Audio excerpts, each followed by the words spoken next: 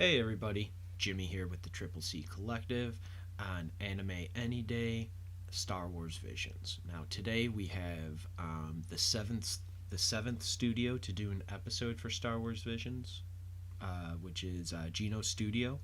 They did the eighth short of this anthology series, or eighth episode, if you will, La Pinocho. And this is a great episode. I love that they brought in the idea of found family into this episode. I love the idea that they finally brought in a creature as like a main character and stuff in this, because I think one thing that Star Wars is littered with, like aside from like the Jedi and the Sith and all those cool characters, we got a lot of really awesome like creatures and humanoid type creatures and things like that in Star Wars that I've like always really loved. I love monsters and creatures and all that kind of stuff. So like seeing like always having that here in like Star Wars and stuff. It was really great in this episode, or in this short rather, that they for 20 minutes we live with this character of Lop and her newfound family, her sister Ocho and their father, and it's really great. It was a really great episode, and I really enjoyed, like I said, seeing that creature like brought to the forefront here. Again, seeing the bunny as that creature was really great. I really liked it. I don't know why. I just thoroughly enjoyed every little second of it. Um, this is the one thing before I jump in a little bit more into it is that this is a father-daughter story as well. So this kind of like hit me a little bit differently as I was watching it, because my daughter will be 2 at the end of January. Um, and so I don't know. Well, yeah, it will be at the end of January 2022. She'll turn 2. Um, and so it like watching this episode, seeing like the events and stuff that happened, like it sat with me differently than probably if I would have seen this episode or this short of Star Wars Visions like 3 or 4 years ago. I think it would have just absolutely hit me differently. So like this one like really meant something to me overall. It's a really beautiful story of father daughter and stuff, and how being like relatives to people doesn't always matter strictly to blood and stuff. So it was really cool. I really like this. Anyhow, the story is there is an escaped emperor empire laborer that is Lop, the rabbit humanoid. Lop is taken into Ocho, her soon-to-be adopted sister, and her father's like family, to a wealthy family. Her, you know, Ocho so young at the beginning is like, we have so much food and stuff, we can share it with you all you want. And then her father is, you know, saying like, don't say things like that out loud. We shouldn't be flaunting stuff like that. And so it was, that whole opening was like very funny and very friendly and opening and pretty relatable. I feel like if you've ever met like it was a really great introduction to like the innocence of like childhood and stuff.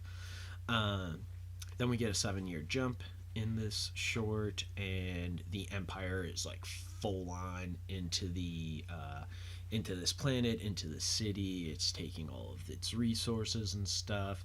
We see that there is a fight between Ocho and the father. Lop shows up to try and stop it. It's late. Ocho, like it's too late. Lop and Ocho's father has already like set off an explosion to try and stop the Empire from getting more like goods and stuff from them. Ocho and Lop go to meet an Empire, a representative from the Empire, and then this is where Lop finds out that Ocho has already gone to the Empire trying to broker a deal behind her father's back, who is the head of their household and seems to be like the head of this village, this town, this coastal community. Um, or seems to have the most power there. Again, it's one of those things like this. This short's only 20 minutes. All of these shorts and visions have only been 14 to 23 minutes. So there's some things that it's just like he has power, he has money, and he's a big player, and they show you all of that. The exact details of what it is one of those things that it's like, yeah, I'm sure if we got 45 minutes, an hour, I mean, we give them more and more time, they're just going to come up with more and more story that's awesome for it. So that was another thing, just a side note, taking itself out of this episode, that I loved about Visions is that they, like, you know, Disney was like, here's the sandbox, here's all the toys, play in our sandbox and stuff. And I loved Visions. The Visions was really cool. It's given me 7 new like anime studios to kind of check out a little bit more, and give them, and give anime like a real good looking at or viewing, if you will, because it's something that I've had a real blind spot for. But anyhow, so back into the episode. Ocho is meeting with the Empire about trying to, or is meeting with the Empire, telling like this clearly didn't go right. The Empire is like, oh yeah, Lop, like, you know, Ocho here has been trying to broker this deal, excuse me, for a while with us, and you know, there's nothing, like this clearly didn't go as planned, so now we're just gonna like kind of come in here and invade, like, you know, with full force of like the Empire and all that stuff. And Lop is kind of like all like taken aback by this. Ocho cuts off her braid, um and like gives it to Lop to give to their father, saying like she's not like, and this is something that else that we've seen in other places in Star Wars, is like once the Padawan usually cuts off their braid or like that hair tie thing that they usually have, like we see Obi-Wan with it in the prequel trilogy, and we see Anakin, Jake Lloyd, at the end of Phantom Menace with it too, when he's Obi-Wan's. And then we see Hayden Christensen with it. In episodes 2 and 3, he has that little braid thing on his side there. It actually might be on his left side, but beside the point. He has that, and usually then that gets cut off at some point or is gone, and like it's kind of like the transition or whatever into becoming a Jedi, you know, master, and then a Jedi Knight to eventually a master.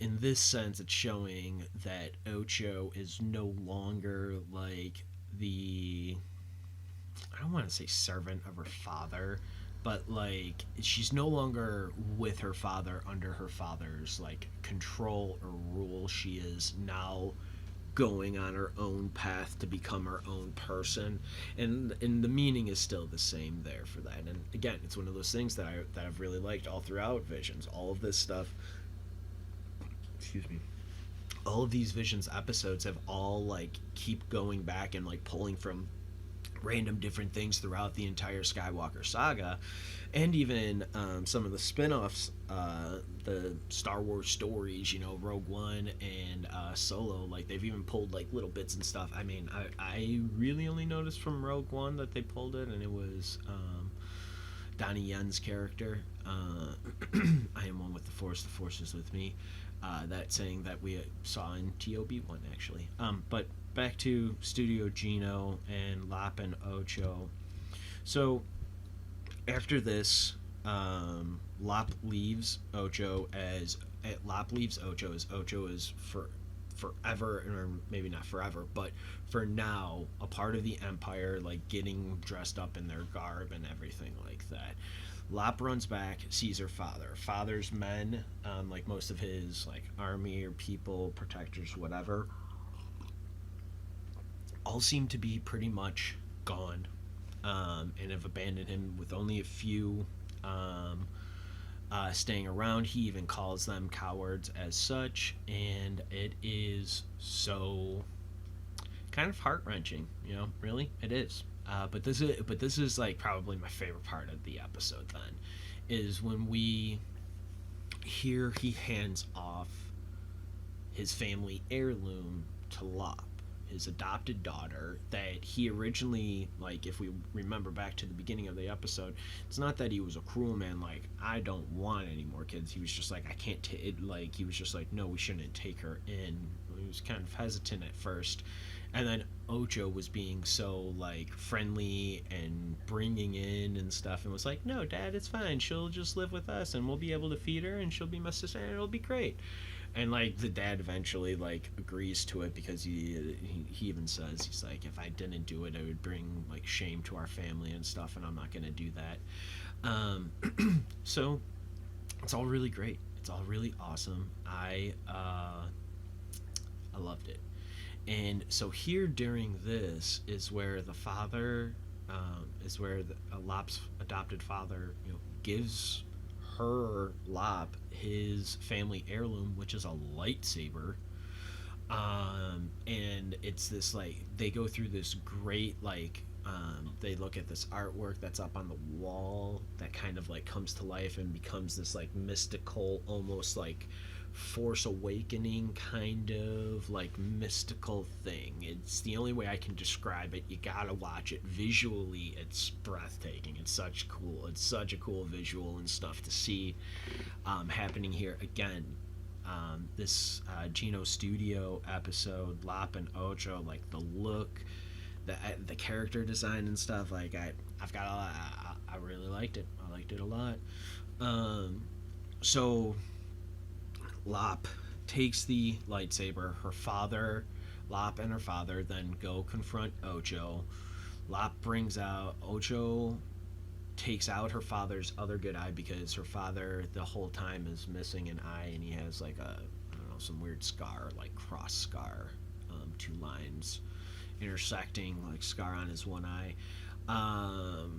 The father goes to that's true. The father goes to fight Ocho first.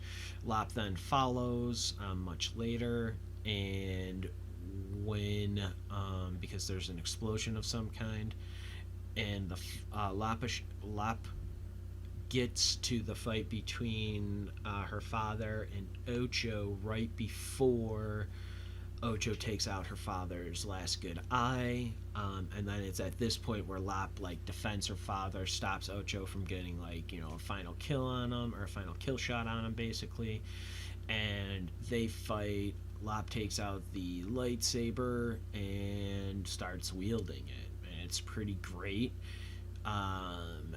And then it's all about Lop and Ocho fighting, and Ocho has this triangular, like, three-piece kind of lightsaber thing. Like, there's a bar right here, and it's these two pieces, and then it's got, like, at the corners here and at the top, it's like the red, like, Sith lightsabers and stuff like that.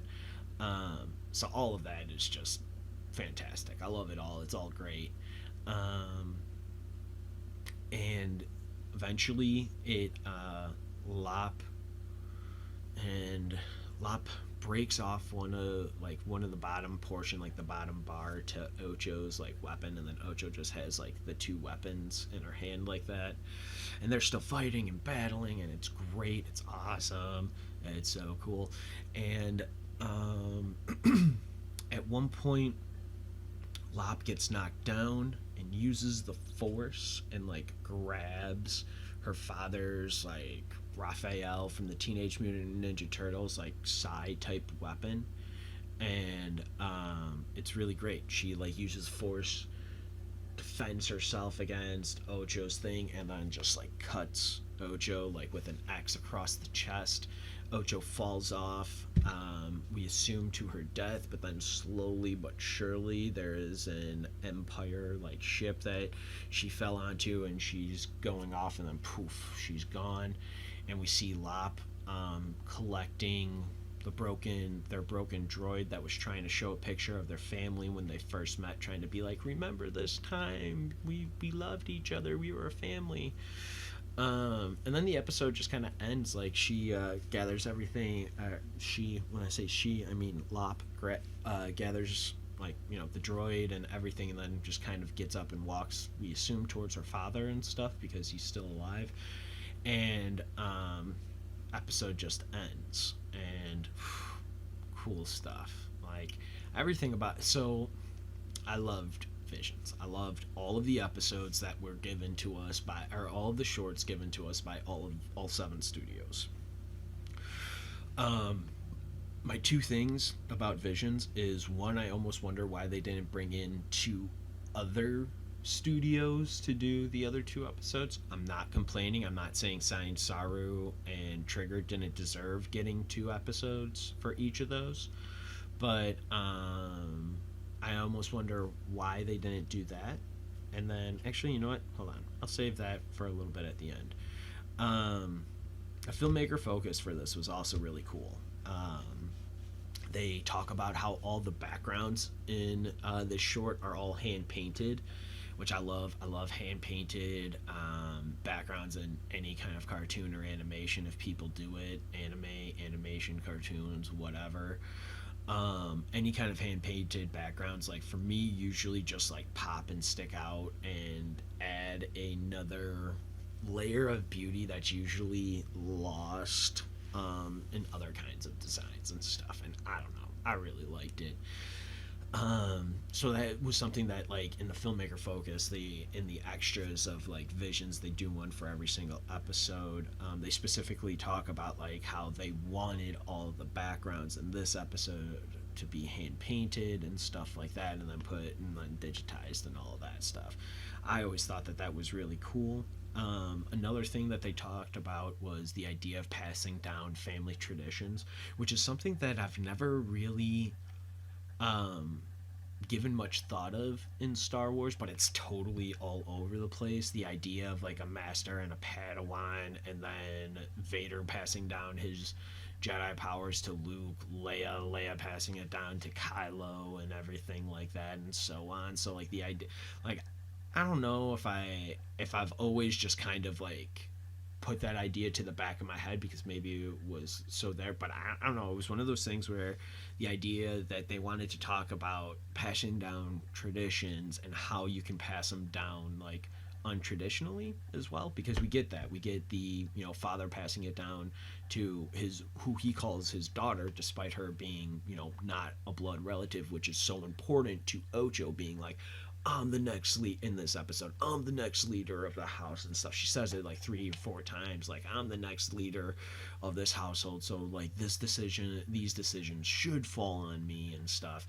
And her father then deciding like, but you know what? The person who is actually like honored the family and what it means to be family is actually you, Lop, and that's why, like, that's part of the reason why Lop gets the lightsaber from her father and stuff, is that like she has taken on what it means to be um she's taken on what it means to be a member of this family. And like, so that's kind of like a nice little similar thing to, like, I kind of think the idea of like Rey at the end of Rise of Skywalker, of where she's like Rey Skywalker as opposed to anything else. She's like honored these people that have come before and helped, you know, made peace and really acted as like what it meant to be like a Skywalker and stuff like that. So I thought all of that was really great. I thought it was all really cool. I thought it was really neat. Again, we're in this filmmaker focus. I thought it was neat. I said it at the beginning. I thought it was really great and neat that they put like a creature into this, and the idea of Lop as like a rabbit creature actually comes from the Star Wars comics that they printed from the character of Jackson. He's a green, like they show pictures of him, and like, or they show like stills of him from the from random panels in the comic of Jackson, but they show him they show him he's a rabbit. He's like a green looking rabbit humanoid creature. So that's where like the idea, like they even said, the idea of putting Lop into this was like there was no pushback or any kind of like, why would there be a rabbit in Star Wars, because guess what, there already is. And so I thought that was really cool. I don't know, I like the creatures. I like the idea of even pulling from something like, for me, I'm not well versed in, short of like the TV series, you know, Mandalorian, Clone Wars, Rebels, all of that and like the Skywalker saga, like I'm really not well versed in anything else of like the comics or of the extended like universe of like the books, comics, anything like that. There's bits and pieces of things that I've like taken in and like read and stuff, or I've had like given to me to be like, I think you would like this or whatever, but it's very few and far between. The some of the most recent ones is actually the IDW book that one of the backup stories my buddy Dave Scheidt wrote. Shout out to Dave, writing Star Wars. I can only imagine what a dream that was for him. Great story, by the way. For that, go check it out. And so I just don't. I don't know what it would be like to be a part of Star Wars and being able to take these things and like what would I want to honor? Do I take something from the sea? Do I take something a little bit of everything? Like because like we Envisions is a great way of seeing that as well. Is seeing how Star Wars has influenced and seeing how all of Star Wars has influenced so many people. Like, yes, it all starts with Star Wars 1977, and then we get Empire in 1980, and then Return of the Jedi in 83, and so forth with the prequel and the sequel trilogies that we have most recently gotten. And everything else, it's so great. I'd love it. So, like, seeing them pull deep random stuff like a Jackson character and being okay with a Rabbit character as the like lead in this episode in this short is so great. Like I just love it. I love creatures. I love Star Wars. I love Star Wars Visions. And then one thing that I found to be really interesting is that there is this all of the Japanese animators, filmmakers from Geno Studio kept saying like this saying to like the American executives at Disney and all that stuff called wabi sabi, and the definition of that is something that is like incomplete or lacking in something. They also described it as like sort of like the calm that you feel. It's like a calm and that you feel when you're lonesome almost, like even if you're like alone you kind of feel sometimes at peace in that like silence and stuff. And so I thought it was something like really interesting, more so for the first part of the definition, that it said it was something like something lacking or incomplete. And it was that something lacking or incomplete that I was like, that's what this episode makes me feel. Like as much as I love this episode, I feel incomplete because I want to know more. I want to know more about what happens in this story.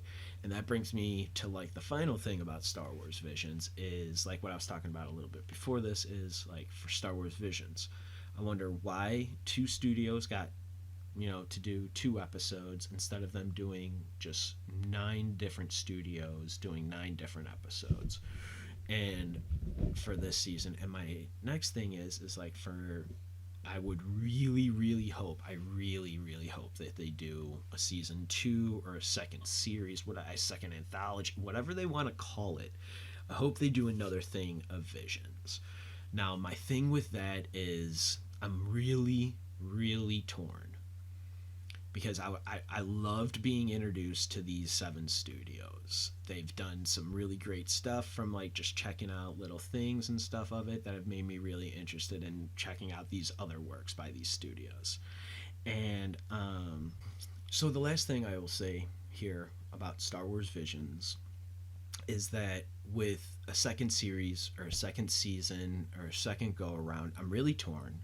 And if I want sequels or continuations from these 7 studios going on, and it's just like these 7 studios were the 7 that got lucky with Star Wars Visions, and they're going to be the ones sticking with Star Wars Visions.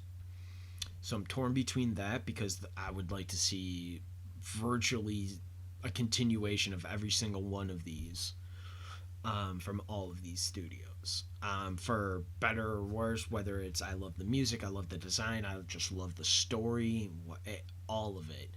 I want to see it all. I want to see more of it. I want to see it all come together. And then at the same time, I almost wonder if it would be better for them each series, each season, each anthology, whatever, however they do Visions going into the future, if there is a future of it, because nobody really knows, if they bring on like 7 or 8 or 9 new studios to do like 9 more episodes. And then it's like, oh man, that's also really cool because you gave us such cool stuff already. Like, oh, that would be cool to be introduced to some new stuff. To be fair, they've started working on some sequels or continuing on the stories. Like I know the Duel is getting a novel, possibly manga. I know it is being continued in a written format. I don't know if it'll be a graphic and written format like a manga graphic novel, or if it's just like a true like just written novel, like no pictures or anything like that, no graphics, no art or anything like that except on the cover or whatever. I'm not sure. I know that they're continuing that, so maybe the Duel might live on that way. And then, but I mean, I don't know. Will we get Star Wars Visions like shorts like this? Will they do like Star Wars, like a Star Wars story, Star Wars Visions, and give people like give these 7 studios then that have already worked on this stuff to sequelize it in that way? And like maybe we get like an anthology movie where all of these studios come back together and they put stuff out together like that. I don't know. I don't know, but I would love to see more from Star Wars Visions. I loved this. I'm really excited that we're able to do anime any day. I'm really excited that it just so happened to work with Star Wars to launch it. I think it's a good place to start. I felt it was a great place for me to start as a guy looking in onto the anime world and like what's there. I'm pretty sure the next follow up that we'll do for Anime Any Day will be the Neon Genesis Evangelion the TV series and the 2 movies that are basically remakes of the series, and then the 4 movies that they have recently released in like from like 2005 to concurrently, maybe even a little bit later. But beside the point, we will get into that next. I believe Neon Genesis Evangelion will be the next stuff that we're diving into. Um, I will hopefully be able to announce a little bit more stuff as the days and weeks come. I want to thank you all for joining us here today on Anime Any Day for Star Wars Visions. May the Force be with you.